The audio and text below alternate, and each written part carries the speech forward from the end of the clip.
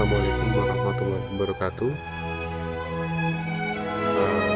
Perkenalkan nama saya Muhammad Jalwana. Di sini saya akan membuat tugas dengan didikat di pertemuan kedua, yaitu syntax dan peraturan dasar dalam Python. Kalau lebih langsung saja kita mulai. Langsung ke kode program dengan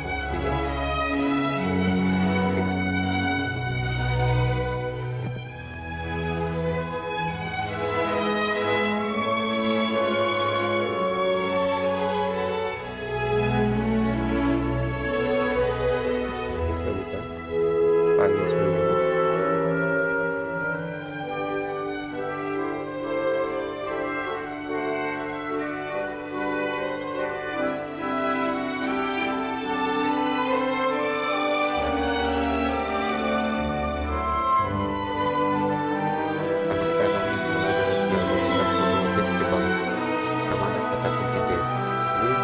Python sebuah fungsi difungsikan menggunakan kata kunci def. Ini nama fungsi ya. Bisa buat fungsi itu bisa didefinisikan menggunakan kata kunci def ya. Contohnya di sini ada fungsi dalam kode nama def dan juga ada return. Ini opsional ya. Ini def apa dan nama. Titik 2, return halo plus nama, panggil fungsi sapa, hasil sama dengan kata Andi, terus kita printkan hasilnya. Dan nanti akan membentuk output berupa halo Andi. Ini kita panggilnya gunanya di sini untuk sebagai fungsi kata kunci. Nanti kalau kita menulis def apa dan nama, kita returnnya halo plus nama di sebuah momentum. Nah, jadi terus kita tulis hasil sama dengan apa dalam kurung Andi untuk sebagai namanya. Ini berubah halo Andi. Kemudian def greet name. Kedua print hello plus name plus tanda simbol si tanda seru. Greetnya Ali sama seperti ini yang kata gantinya. Di print memasukkan nama hello Ali. Kemudian ada def a, b dalam kedua dan a plus b. Jadi juga bisa untuk operasi aritmatika fungsinya ya.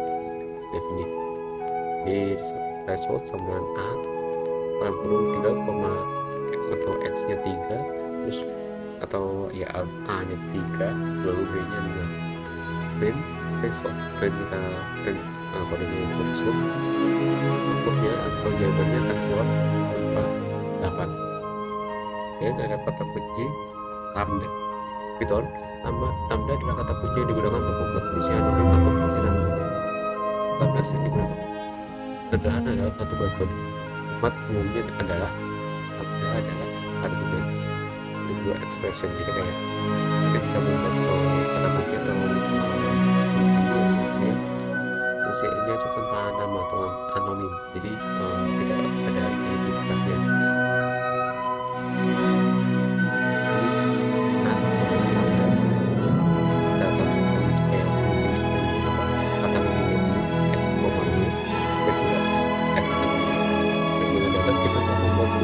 Yang menerima dua argumen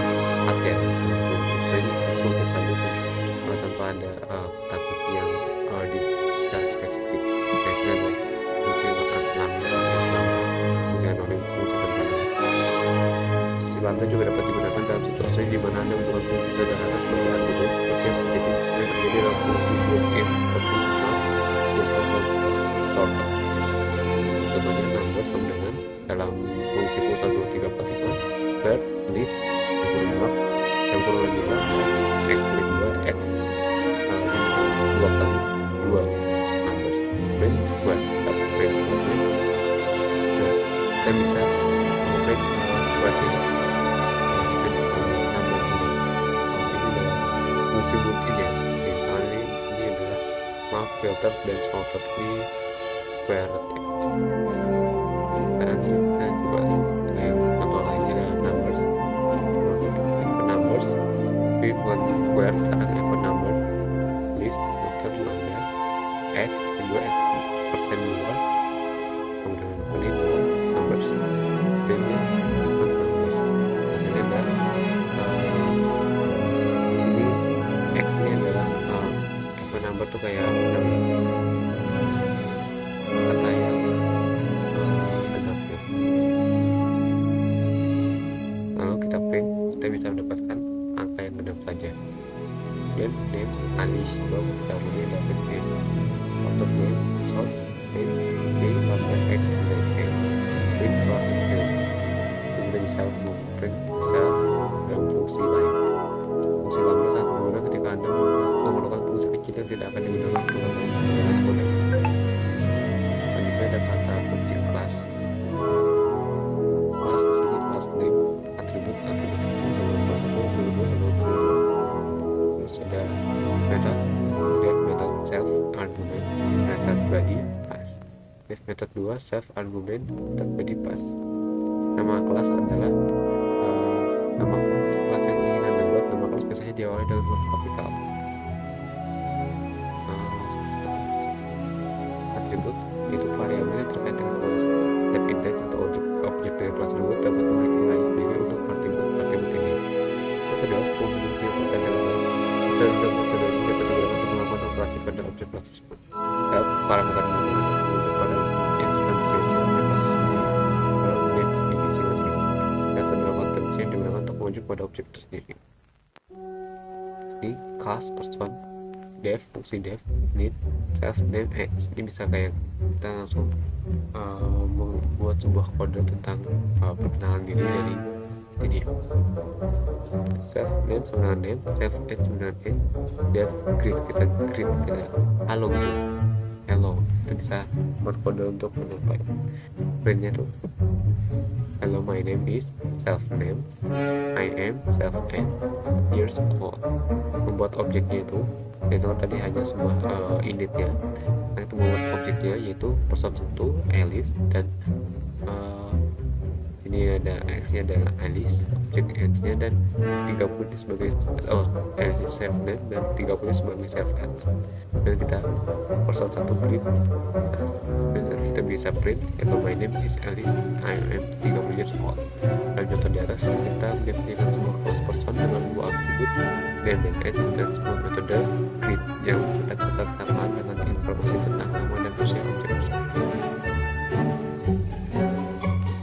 Kemudian ada pendalaman sintaks matematis pertama. Ini ada pengulangan for dan while. Pengulangan memungkinkan kita untuk mengeksekusi blok kode secara berulang berdasarkan kondisi tertentu. Ini sangat berguna ketika kita perlu melakukan tugas yang sama berulang. Jadi kita bisa membuat sebuah blok kode yang bisa memungkinkan kita untuk mengeksekusi fungsi yang bisa memungkinkan kita untuk mengeksekusi blok kode secara berulang dalam kondisi tertentu. Jadi kita tidak melakukan tugas yang berulang. Jadi ada pengulangan for. Pengulangan for digunakan untuk mengulangi sejumlah suatu yang is atau string atau objek yang dapat diinteraksi. Pengulangan for dan cara pengulangan ketika kita melakukan interaksi dengan dan berbagai dalam satu proses dan kualitas